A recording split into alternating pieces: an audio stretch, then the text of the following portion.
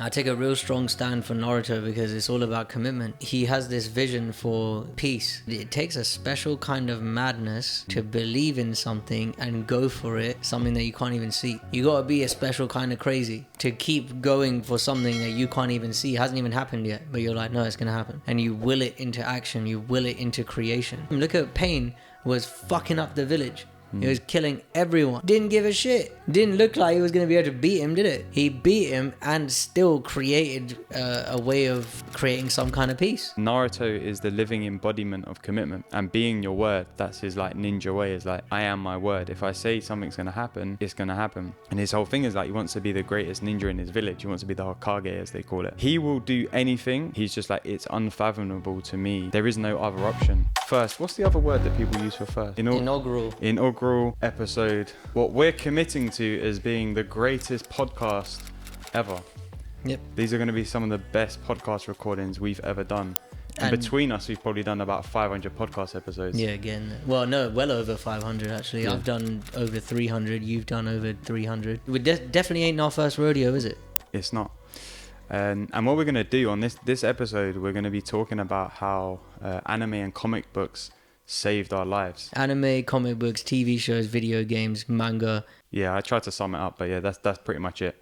But before we do that, let you know who we are. Yeah, you know what?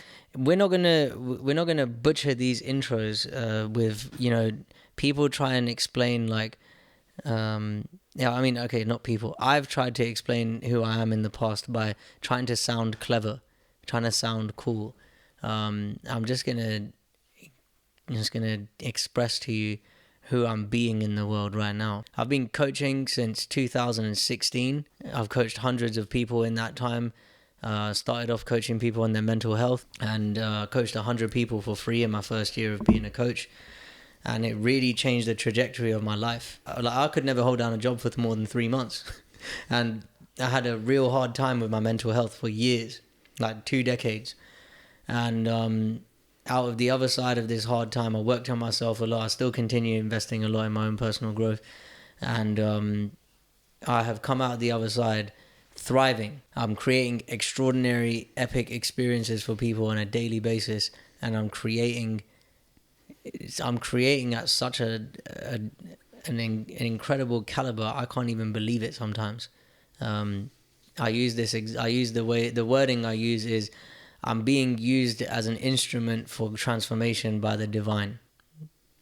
That's my introduction, Chef. Jeez, how am I supposed to follow that? So yeah, similar to Sachin, I've been coaching for 4 years now. And I got into coaching just through my own journey, really. Like when I was 18 to 25, I was seriously depressed, unhappy, unfulfilled, unsatisfied, somewhat suicidal in my life. And I did a lot of work on myself, personal development work, looking for a higher purpose and trying to understand what happiness and peace really were, because I realized that's the life that I wasn't living and it's the life that I wanted to be living. And the journey just set me off on this amazing journey, which we'll probably cover another day. It'll be a whole podcast episode in itself. Yeah, just on the journey. And I started to notice my life was changing. And as my life was changing for the better, and I was starting to see more positive and see the world in a more positive perception, I felt inspired to share my journey. I was listening to a lot of podcasts at the time. So I started my own podcast in 2017, In the Moment with Alex Manzi. Original listeners will know it was called The Dreamer's Disease to start with. And yeah, that journey just led me into coaching. People started turning to me for help, advice. They could see that what I was sharing was resonating with them. And I had a real calling to want to help people. One of my clients who I work with, he says that I'm I must be a descendant of the Stoics, sharing wisdom and helping guide people through their lives. And that's kind of what the journey I'm still on right now is, helping people with their mental health, helping people create the life that they want for themselves, and doing it in a way that's very fun, very me. I've tried to fit into many boxes in my life, and I found that it hasn't really worked. Because the best way to do anything is to do it how you would do it. Be you, the ultimate formula for success. And that's something that I'm really leaning into. That's why we're doing this podcast right now, because we love this stuff that we're going to be talking about on this podcast. And this is us just expressing ourselves. And I overheard you yesterday on a call saying you don't wake up to a dog, you don't wake up to a business. I know, I don't wake up to a job. I definitely wake up to dogs if I can, as a preference. Yeah, I'd love to. You can tell I was only listening through the walls. I don't wake up to a job. I don't wake up to a business. I don't wake up to clients. I don't wake up to work. I wake up to self-expression. And it's different. You only wake up to a job, alarm clock, got to get somewhere to be, all of that stuff. And instead, I'm waking up looking forward to expressing myself through the medium of coaching, through what we're doing here, through Instagram, writing posts, talking to people, just being like, exercising. There's a bunch of ways you can self-express. All right, Chef, where do you want to start? Well, before we get into the topic at hand, I would also like to show off my socks. Got Hashirama Senju, the first Hokage, on these socks. They're pretty sick. From Naruto, for anyone who doesn't know. And we got the Village Hidden in the Rain headband right Naruto here. t-shirt on display. Let's shout out some of our guests who are featuring in the background. We've got Venom right up here behind me. Behind my head, I don't know if you can see it. Let me duck.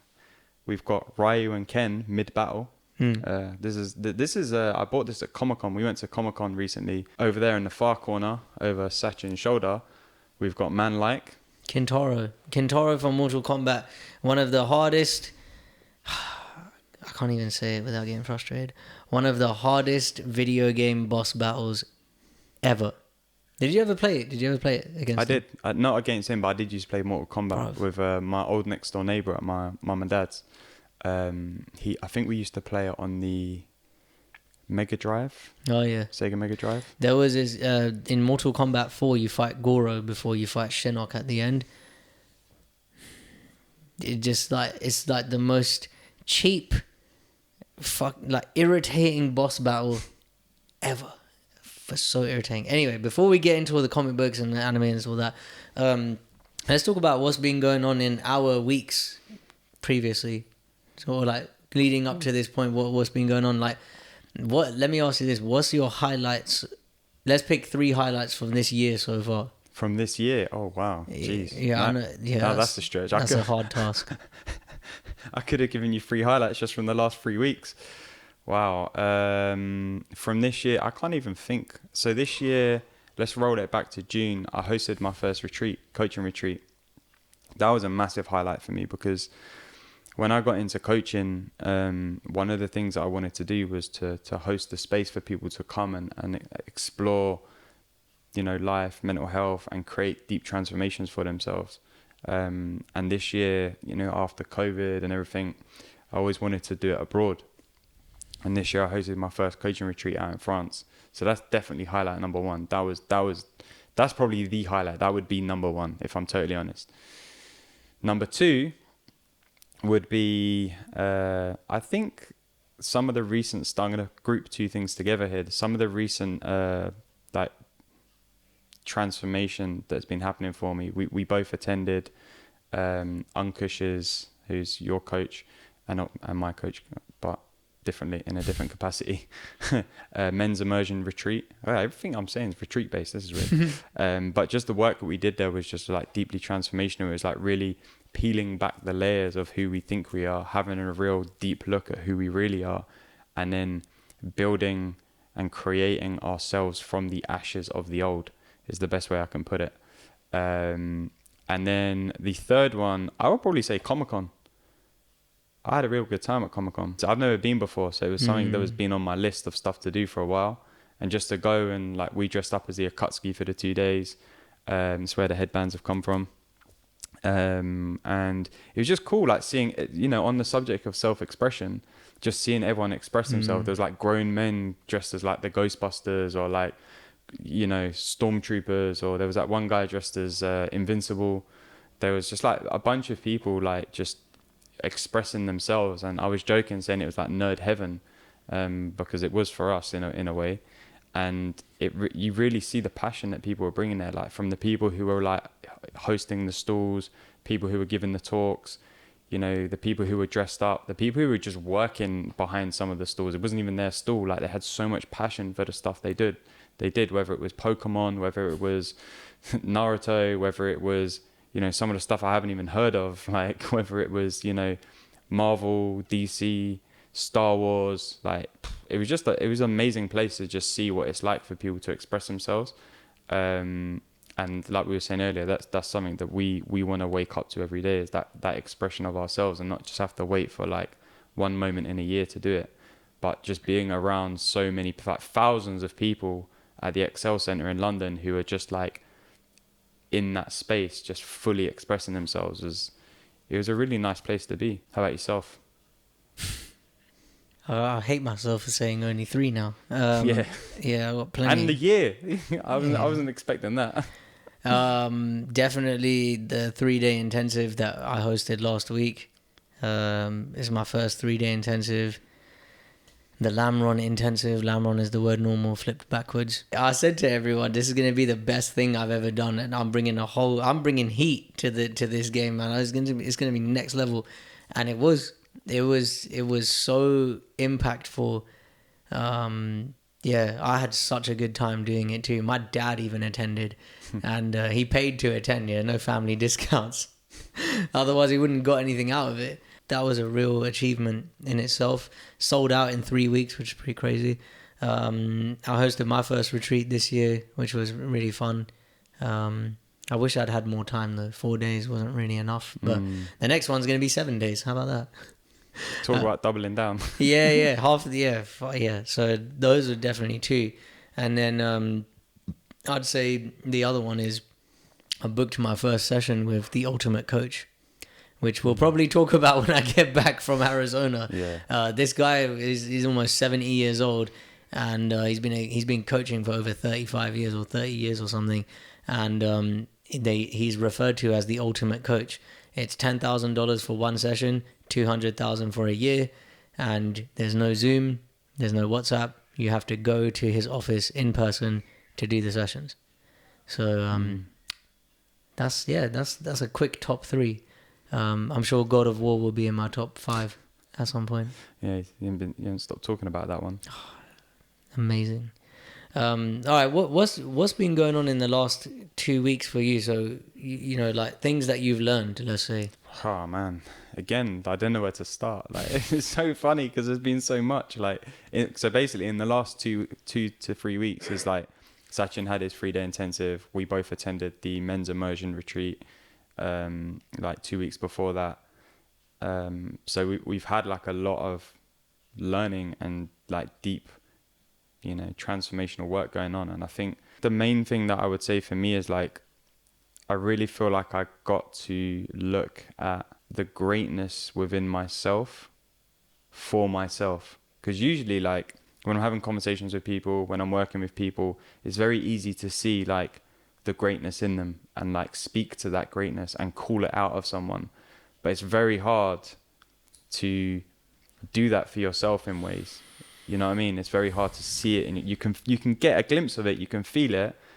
But I feel like for the first time, I got a real good look at it, and it was like, you know, metaphorically speaking, staring back in my face, and that really woke me up to like how much can be possible for me moving forward. Like the last like year for me, year and a half, has been incredible. Like my whole life and business have been completely transformed. Like 5x my income through the work I've been doing. Been working with some amazing people. Like I said, hosted my retreat. You know, I've had like amazing one-to-one clients, group coaching. Like, just there's been so much going on, and I feel like I've only touched and scratched the surface. It's the tip of the iceberg of the greatness that I got a glimpse of. The other one that came to my mind straight away was just like the power of like waking up to creating in the now. You know, there's been a lot of things in my life, and I'm very fortunate that I can look back and see how these things have changed or been created in my life. And I feel like I've always been someone who's taken action to create things in the now. But there's been so many things on like my list of life stuff, which was like, you know, I will have a successful business someday. I will have a fulfilling relationship someday. I will travel South America someday. you know, etc., etc., etc., etc. There's like a bunch of things.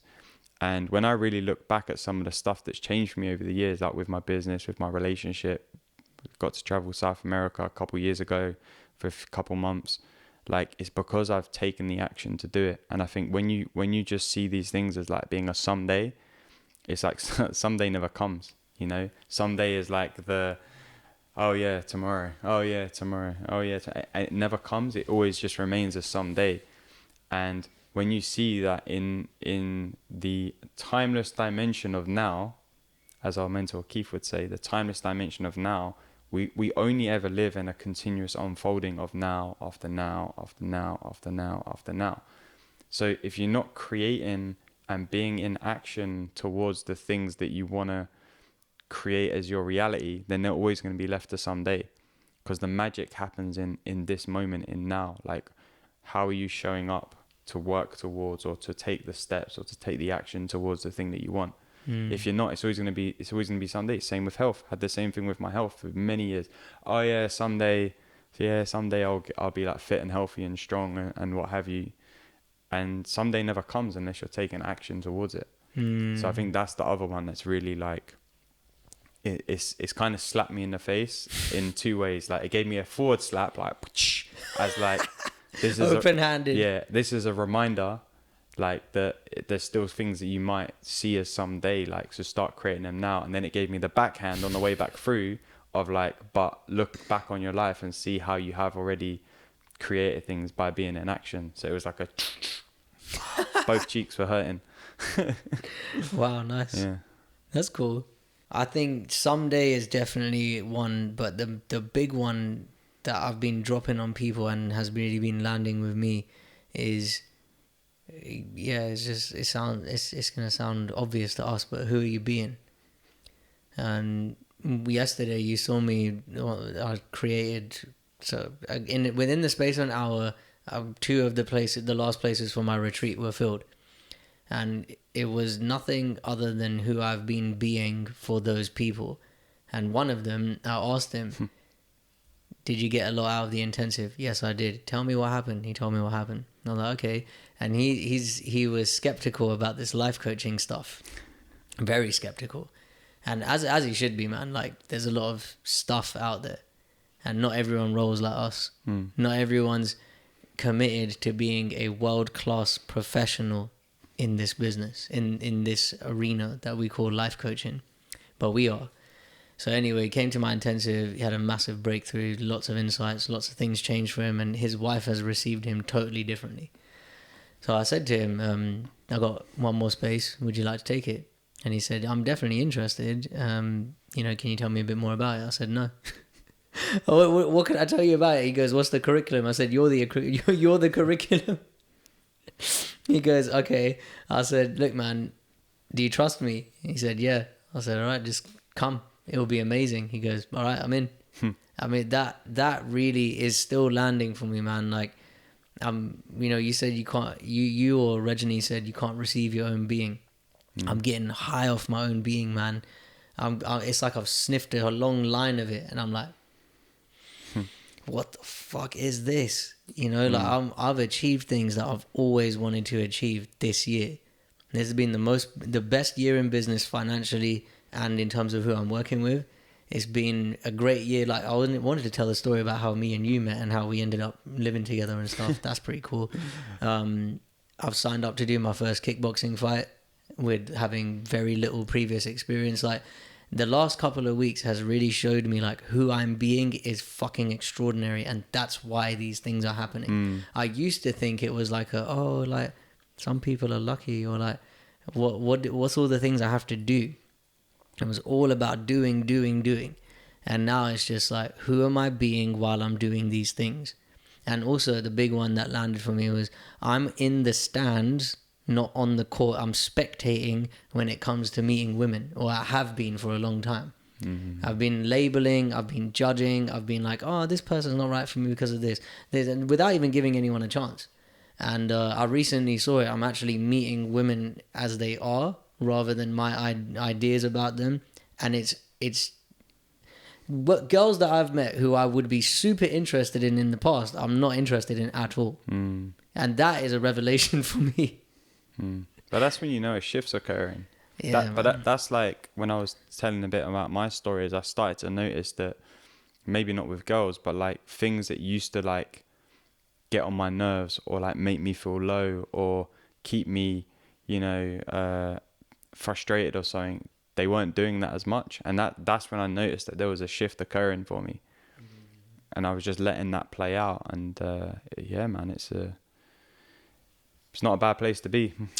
What a life. What a life. Is a phrase that we find ourselves saying quite a lot. Speaking of what a life, let's talk about how we got here in terms of me and you.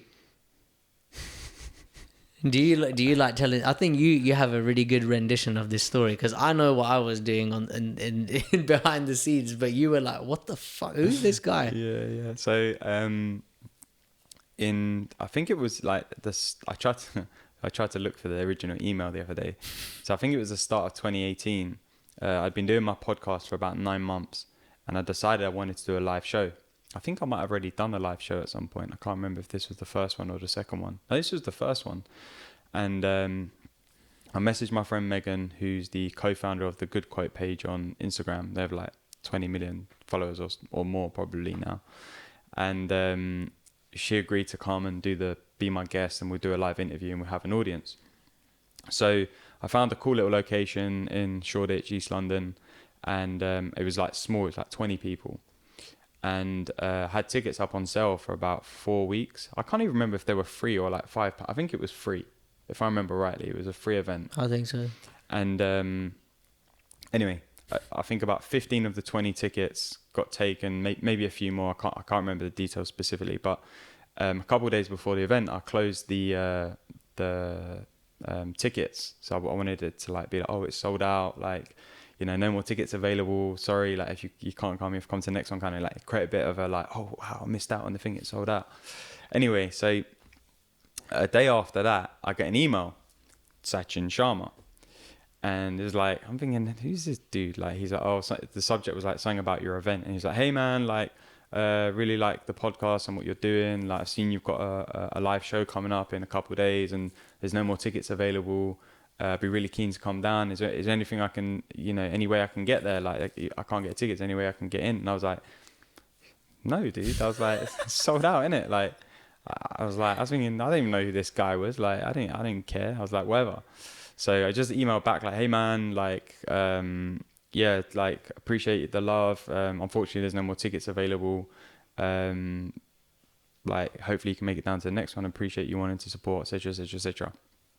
Anyway, a couple of days after that, it's the day of the show now. So I've texted Megan in the morning. I'm like, yo, Megan, like, can you send me the 5 names that you want to put down on the guest list? Because, I was sorting out tickets and guest lists and making sure that the lists on the door were all sorted. She's like, yeah, no problem. So like an hour later, she sends me across her names, and it's like Janet, Stephen, Jeffrey, Rachel, Sachin Sharma. And I was like, what? I was like, hang about, like, who's this? Like, what? I was so confused, and I was like, who is this guy? Like, not only has he not taken no for an answer from me, first of all, he somehow managed to get himself into the event, but not just into the event, he's managed to get himself on the guest list of the guest. I was like, what? Okay, I need to like track this guy down when we're at the event and chat to him. Then obviously, like, day of the event, the evening of the event, came around. And those of you who know Sachin, he's not exactly hard to miss, especially in a small group of people. I had really long hair back then, yeah, too. You did. You had your Jesus hair back then. And a really like long beard as well. Yeah. Not long, but like puffy beard.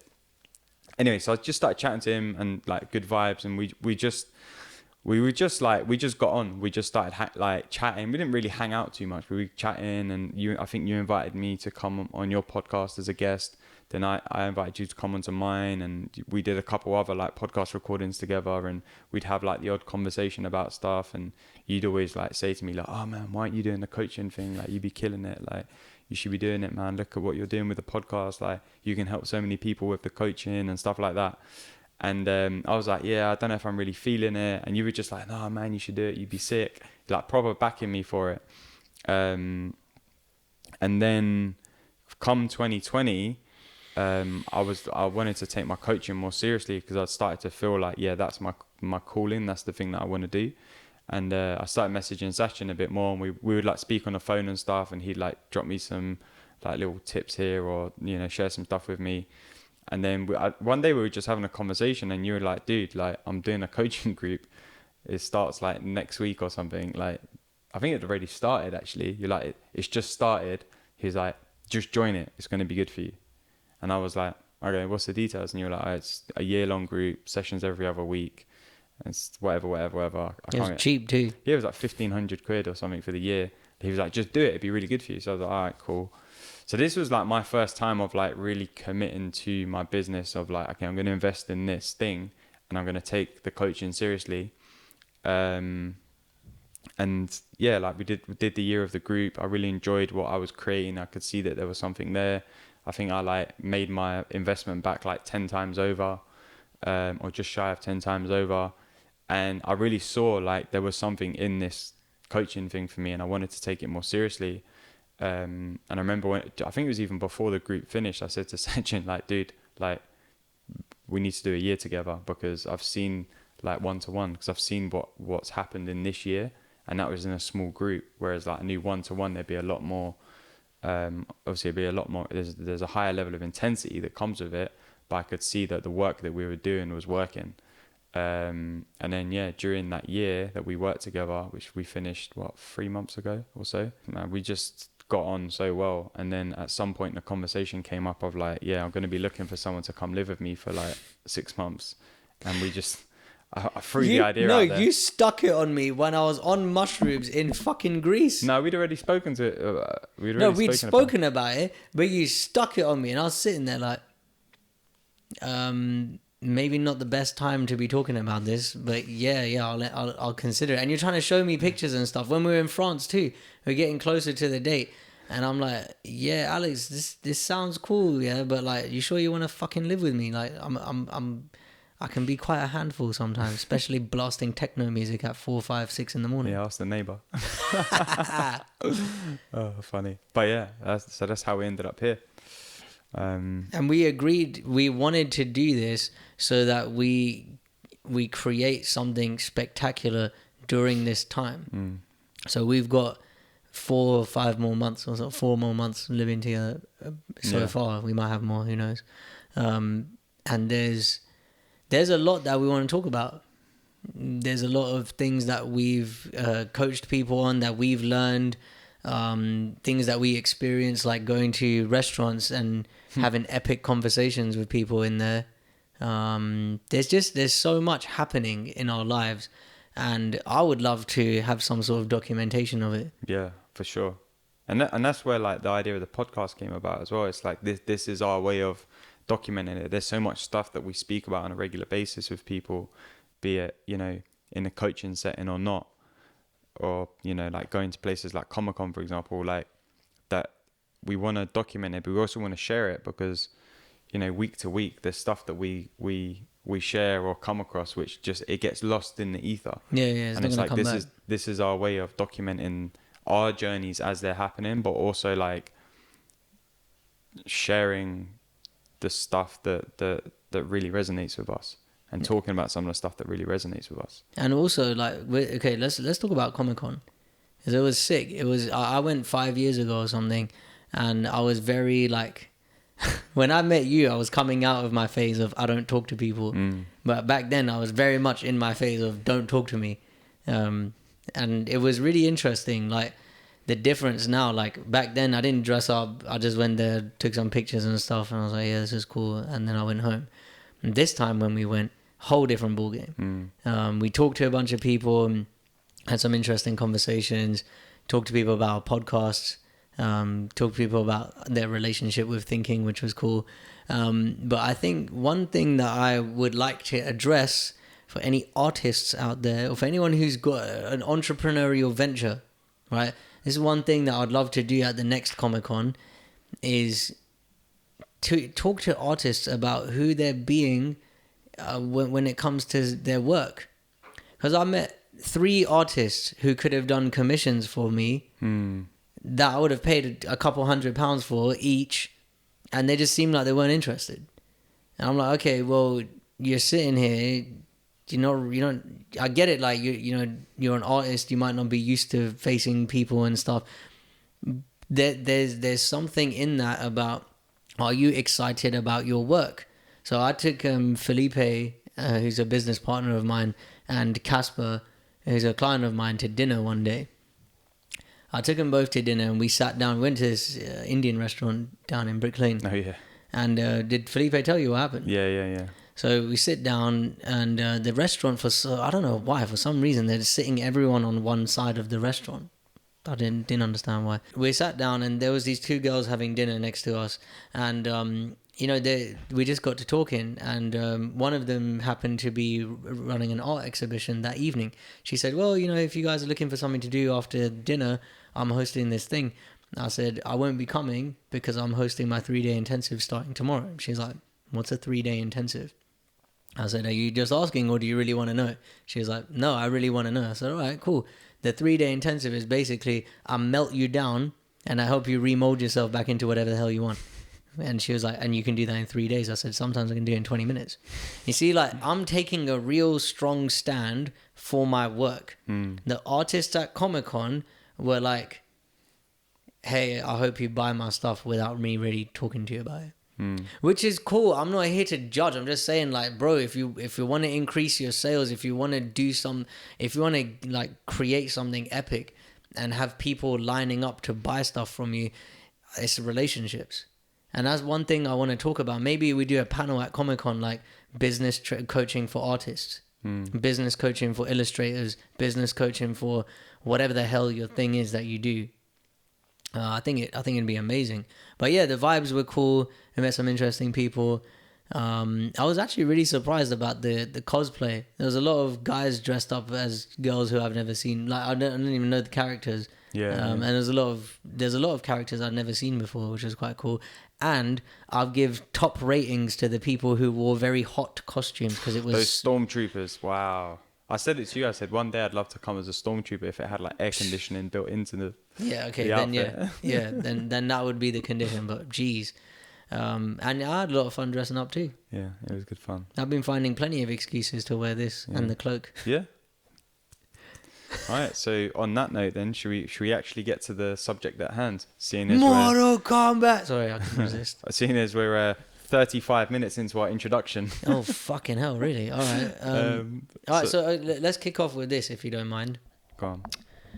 I have been banging on about Naruto to Alex since,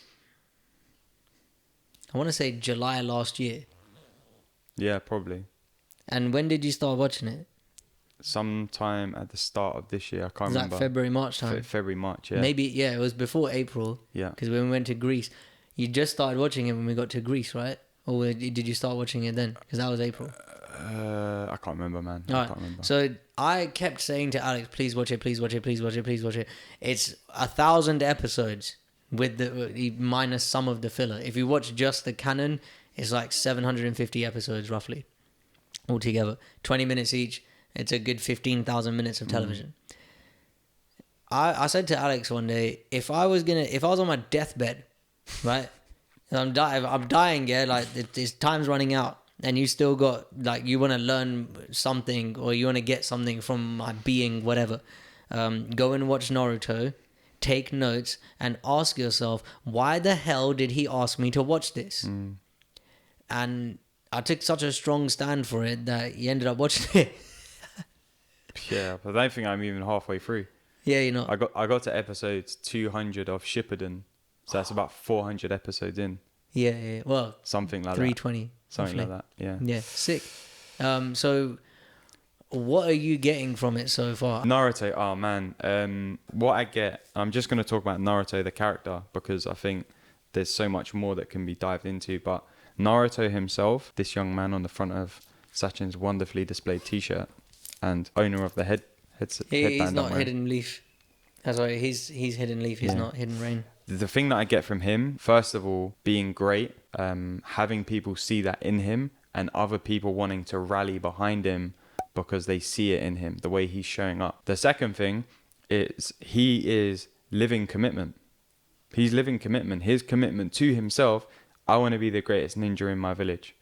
And with that comes a bunch of stuff. The way that he shows up, the way that he fights for his friends, the way that he fights for what he wants to see the world be created into, which is like a peaceful world. Naruto is the living embodiment of commitment. And being your word, that's his like ninja way, is like, I am my word. If I say something's going to happen, it's going to happen. And his whole thing is like, he wants to be the greatest ninja in his village. He wants to be the Hokage, as they call it.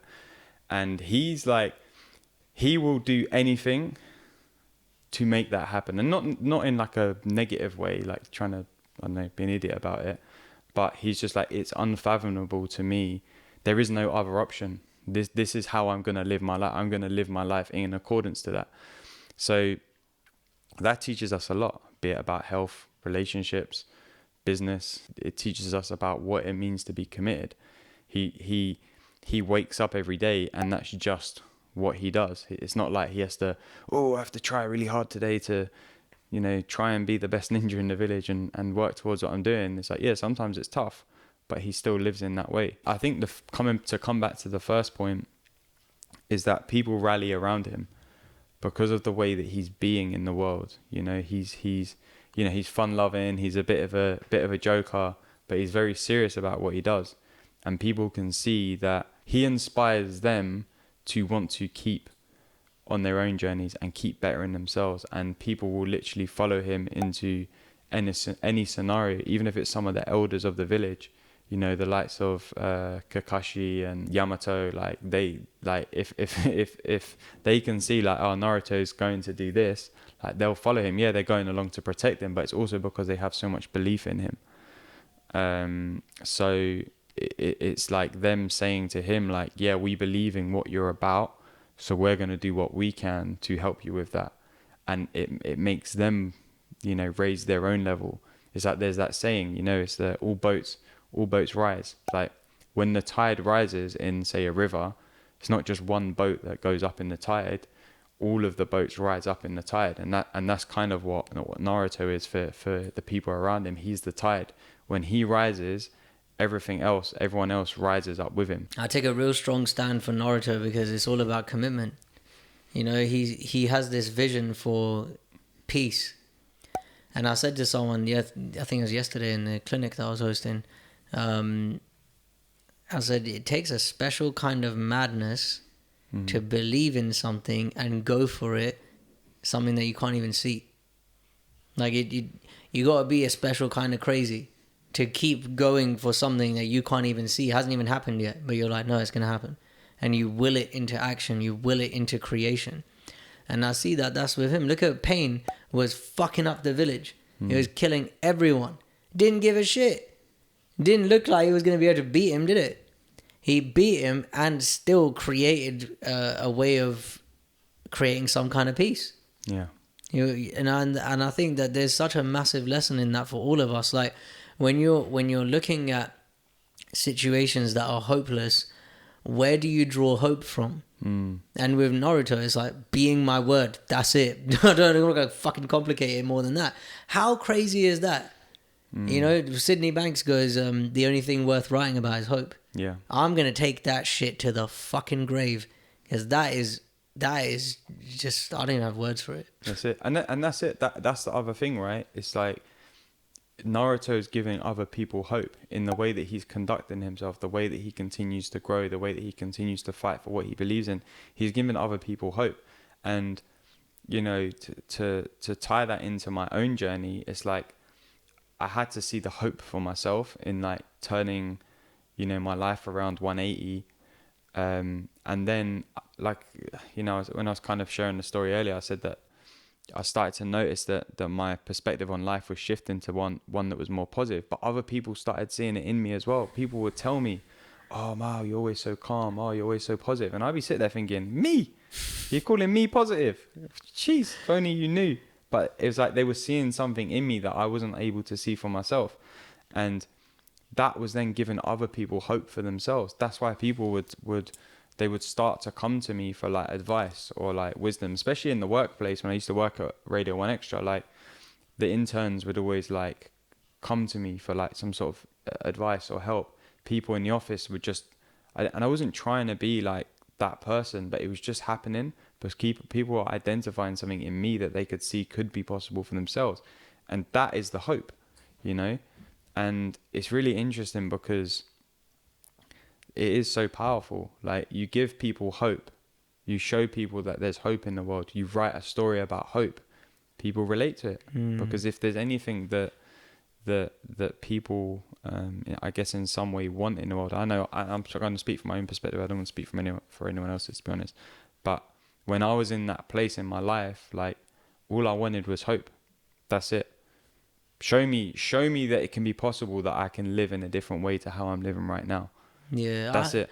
I had a conversation with a friend who struggles with anxiety, or should I say struggles with anxiety. There we go. The struggle is real, the anxiety is not. How about that for a drop you in it, straight in it? That's what fucking time it is around here, Chief. We don't buy into these common superstitions and myths. This does not mean that people don't experience anxious thinking. It means that anxiety is not something that exists as a persisting disorder that you just need to treat it with medication and you'll be okay. You're looking in the wrong direction. I'm taking a real strong fucking stand for that right now. Anyway, this friend of mine who struggles with anxiety said to me, how do I just make these thoughts go away? I was like, well, that's your fucking problem, bro. Uncertainty exists forever. Get used to it. Yep. The hope that could be helpful for this person is one day you will laugh at the kind of the thinking that you were buying into previously. You'll laugh about it. You'll be like, can't believe I used to believe that. You know, and I think this is like when I was very anxious and depressed and suicidal, I was looking for that hope. That's why I take such a strong stand for Naruto. I was watching it every week when it was coming out, even the fucking filler. Let's not talk about the filler. Yeah, Jeez. there's a lot of filler episodes in Naruto that have nothing to do with the main story. So when we talk about hope, and I just took a very strong stance on mental health right there, yeah. My hope is that the whole world will wake up to what's actually going on. Yesterday, I even had someone say when I was running this clinic, I'd do a monthly clinic for coaches and teach them how to grow their business. And yesterday's topic was imposter syndrome, which is crazy when you say it out loud. When you define what that shit is, it's like, what? It's just thoughts. And someone said to me, oh, but where does my perception of someone else's expectations of me come into this? Oof. But they said it, my perception. You'll never know what someone's expectations are. And the word perception you could replace with my thinking about someone's expectations. If you think that someone thinks you're stupid, I'm not who I think I am who I think you think I am. You start to create the interaction from that place. This person thinks I'm stupid. Oh my God. The anxiety creeps in. Imposter syndrome gets worse. Before you know it, you've ended up in a shit show of ineffective behavior. And we see this in Naruto, right? He keeps banging on about, I want to be the strongest ninja, and he's training to back it up. And he doesn't let anything, even though the odds seem fucked sometimes, even though there's other people who are way more powerful than him, so it seems, he keeps going and he gets access to a deeper and deeper and deeper state of being that creates powerful interactions. People rally around him, like you said. And in the beginning, he's some kid that no one likes and he's graffitiing the town. Yeah. He went from that to being like one of the strongest people in the whole village, and people started to respect and look up to him. And it doesn't happen because he says stuff. It's because he's being it. Not just talking about it, he's being it. That's it. He's showing us all like how to be whatever it is that we want to be for ourselves. You know, I'm not trying to be the strongest ninja in my village, but there's a lot of stuff I am wanting to be. You know, I'm wanting to be one of the best coaches in the world. I'm wanting to be someone who takes a stand for other people. I'm wanting to be someone who, you know, abundantly helps other people without necessarily wanting or needing anything back. That's what I'm stepping into, and what I'm getting from Naruto is like, His ideas of what other people think of him, okay, it does play a little bit of a role in the story, but generally speaking, he's not really that affected by it. He does his thing anyway. And You know? sometimes he is affected by it, but he does his thing anyway. That's what I mean. He Yeah. does play a role for him, but he still does his thing anyway. So he's not affected by it. He's affected by it, but he's not affected by it to the point where he stops, you know, being the way that he wants to be. Because again, it's unquestionable. That's true commitment.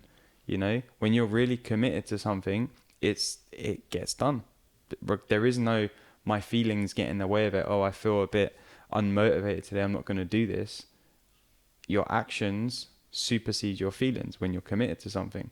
You know, with my relationship, for example, I don't wake up every day and I'm like, oh, I don't feel motivated today to not be committed to my relationship. It's unquestionable. There's a commitment there. So I don't even have to think about it. So how I feel throughout the day doesn't come into play.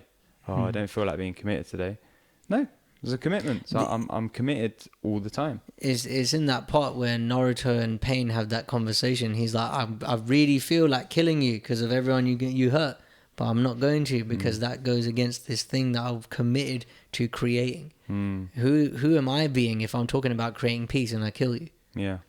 I think this is today I didn't feel like going to the gym. My body is sore all over and I got a long workout tomorrow to look forward to as well. And I got a knee injury. Fun times. It doesn't matter how you feel. And I think this is something that a lot of people are getting confused about. Feeling is a privilege. Feeling is not something I want to shut down. But a lot of people talk about controlling your emotions. Why? Managing your thoughts, controlling your emotions. It would be like trying to manage drops of water in a river. There's no point. It's the definition of futility. I would say it's stupid, but I think that's a bit strong. It's an exercise in futility. And this is what is, you know, we're talking about feeling is a privilege, the good and the bad. Because there is no such thing as good and bad. It's all neutral. Whereas when people make a commitment and say, right, I'm going to do this or I'm going to do that, and then they don't follow through, their level of commitment is I'm committed when I feel like it. And what we see with Naruto, there's none of that. There's only committed or not. It's either yes or it's no. And I love this as a tool for us to use in our own lives. Not commitment as a tool, but who are we being when we make commitments? Is it like a place where I want to check in with? To me, I don't have. I got tools, not rules. Who am I being and commitment? They're like ways for me to check myself. If I'm not meeting my level of commitment that I said I want to have, why is that? And it's a great time to check myself, to check in with what's going on for me, where am I coming from? And sometimes I'll overcommit. Remember that couple of weeks, I was having loads of phone conversations, I was doing podcasts, I was trying to go to my mum and dad's house, chill, take time to rest, blah, blah, blah. I was trying to do all of these things and I fulfilled all the commitments and then I stopped. I was like, no, it's too much. But I fulfilled the commitments, even though I didn't feel like doing it, to teach myself, you've overcommitted, finish the commitments and then take a back seat. There's another part of Naruto which I think is really helpful for a lot of people. The fact that he doesn't have parents. Yeah. But he doesn't have any family. No one else around him. It's just him. And there's that saying, it takes a village to raise a child or something like that. You know what I mean? We don't act like that in our daily lives. And what you said about wanting to help people without needing anything back from it, that's how I look at the people around Naruto. Yeah. They want to contribute to him becoming the person he wants to become, but not because they need shit from him. It's just that's who they want to be. And I feel like that's who we're being. There's this Jamaican restaurant down the road from us, and the lady who works there, sweet old lady, I can't believe she's in her 60s. I can't believe it either. You know, there's a want from us to just nurture her and help her with her business. We don't want her to hire us, and we don't want any money from her. I'm getting a lot of satisfaction out of being that for her. It's like selfless, isn't it? You know, it's like a selfless giving. all right, yeah, you can say, oh, maybe it's not that selfless because you get to feel nice about it, but it's selfless because there's not an exchange there's not an expectancy of an exchange to take place, whatever, any kind of exchange. Like she said to us yesterday, she was like, oh, you guys are so nice. She goes, I want you to come in and have a meal on the house. And you said to her, you said, yeah, we'll take you up on that offer when you've got, you know, an abundance of customers, when you can pay your rent every month 3 times over. 3 times over, and a bunch of local businesses are asking you for catering on a regular basis, and you're having to turn people away, and you're having to turn customers away, then we'll come in and we'll take the free meal. Because it's not about that. It's not, you know, we're using and utilizing the things that we're learning to help someone in a way where it's like we're not doing it because we want a free meal out of her. We're doing it because she's genuinely really nice. We want to help her and her business to thrive because the food's great. You know, maybe we'll start next episode eating some of the patties.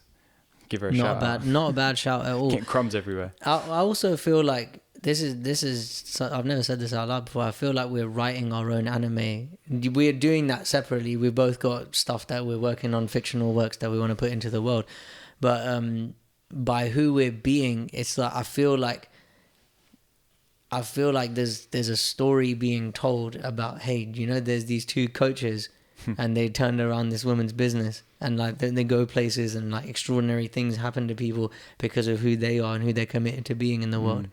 I feel like that, I don't know, man, you know, like when you say like I'm the star of my own movie, I feel like I have felt like that in the past, but this is totally different. Before, for me, it was an ego thing, like, yeah, look at me, look at what I just did, look at all this stuff.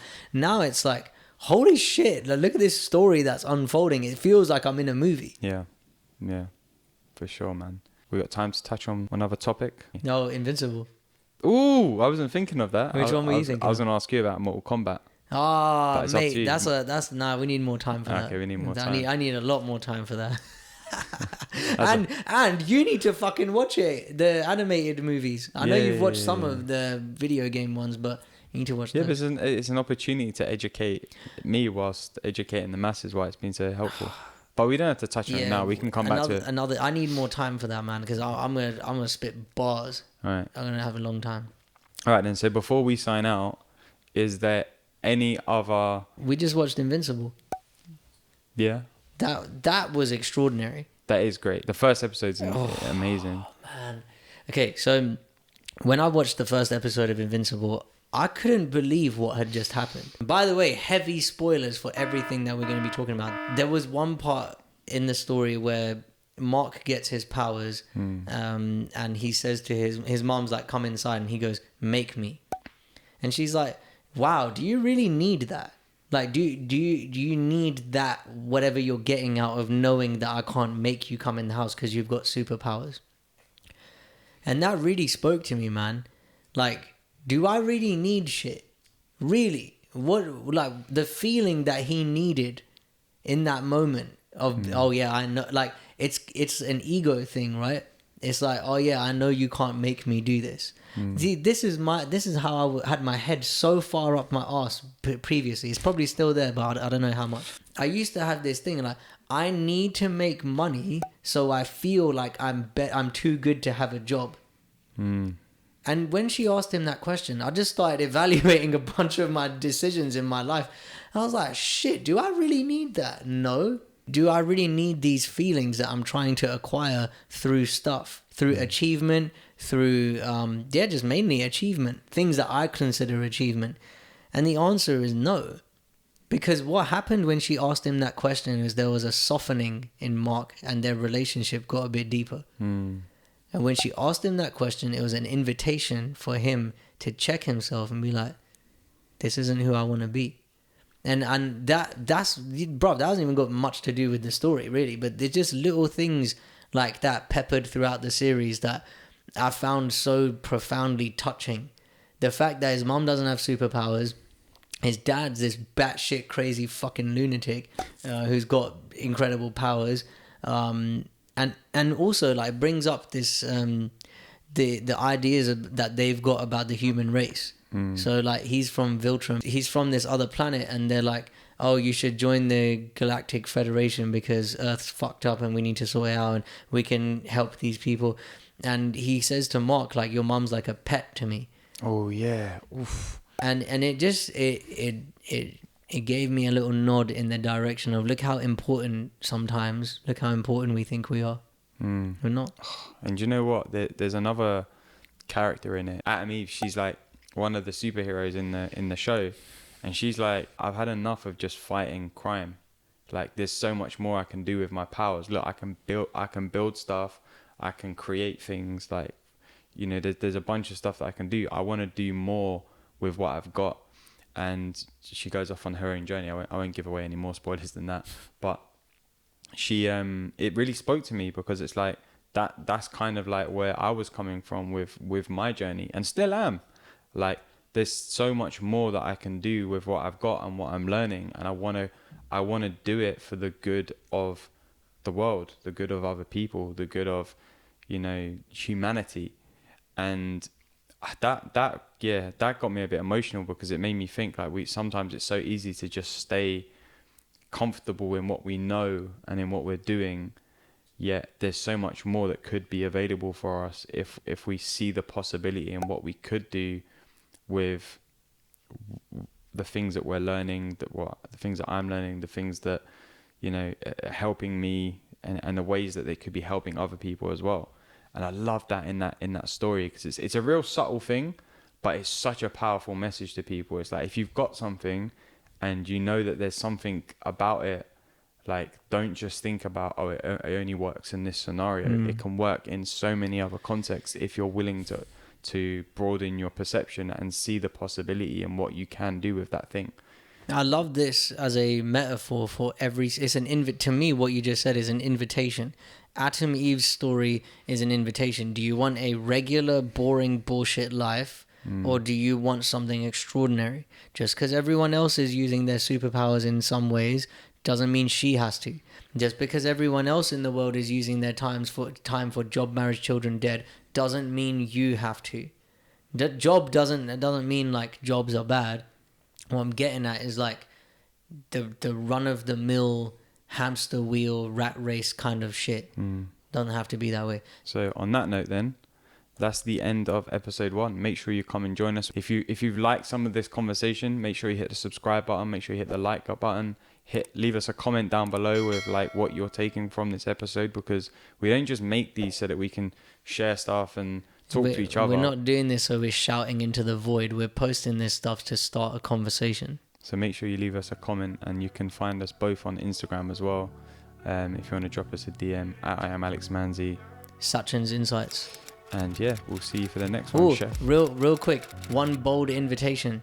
If you're willing to watch Invincible and send us, either of us, your insights from watching it and how it's changed you and what you're now committing to as a result of it having changed something for you, we will be opening up a spot right here in Sheffield Green for someone to join us for a podcast. How about that? How about that for a bold invite? And it's only 8 episodes. Yeah.